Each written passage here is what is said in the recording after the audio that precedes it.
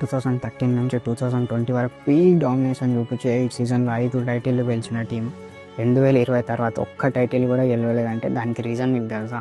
2020 నుంచి Mumbai Indians 82 matches ఆడితే అందులో ఓన్లీ 35 మాత్రమే విన్ అయింది. వాళ్ళ విన్ లాస్ రేషియో ప్రకారం చూసుకుంటే అది 50% అంటే కూడా చాలా తక్కువ. దానికి one of the main reason వచ్చేసి వాళ్ళ బౌలింగ్ యూనిట్ యొక్క ఇన్స్టెబిలిటీ. ఇంతకు ముందుకు ముంబై ఇండియన్స్ ఒక సెట్ అండ్ సెటిల్ టెంప్లెట్ని యూజ్ చేశారు. లైక్ బుమ్రాకి తోడుగా ఒక 2-3 ఓవర్సీస్ ఫాస్ట్ బౌలర్ని యూజ్ చేసేది. లైక్ మలింగా, బోల్ట్, జాన్సన్, ఇంకా మెగ్లానన్. దాంతోపాటు ఈ పేస్లో స్పిన్నర్స్ ఉంటుండే, మంచి స్పిన్నర్స్ లైక్ హర్భజన్ సింగ్, కృణాల్ పాండ్యా, రాహుల్ చార్. 2020 తర్వాత బుమ్రాకి సేమ్ సపోర్ట్ లేకుండా పోయింది.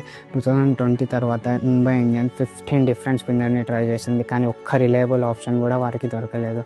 అదేవిధంగా క్యాప్టెన్సీ చేంజ్ కూడా వాళ్ళని బాగా దెబ్బతీసింది. రోహిత్ నుంచి క్యాప్టెన్సీని తీసుకున్న హార్దిక్ జీటీలో ఇచ్చిన రిజల్ట్స్ని ముంబైలో రిపీట్ చేయలేకపోయింది. అదే కాకుండా పొలార్డ్ యొక్క రిటైర్మెంట్ కూడా వాళ్ళని మస్తు దెబ్బతీసింది. ఎందుకంటే 2020 తర్వాత వాళ్ళ డెత్ ఓవర్ స్ట్రైక్ రేట్ 174 నుంచి 170కి పడిపోయింది. ఇది మీకు చిన్న మార్జిన్ దగ్గర అనిపించవచ్చు, కానీ ఈ రోజుల్లో ఉన్న రన్ ఫెస్ట్లో ఇది చాలా పెద్ద మార్జిన్.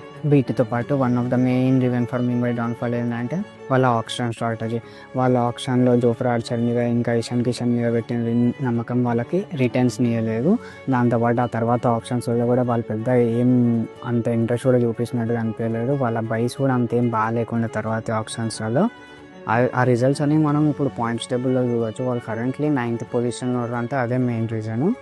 దాంతోపాటు ఇంకేమైనా రీజన్స్ మీకు అనిపించుంటే కామెంట్ చేయండి.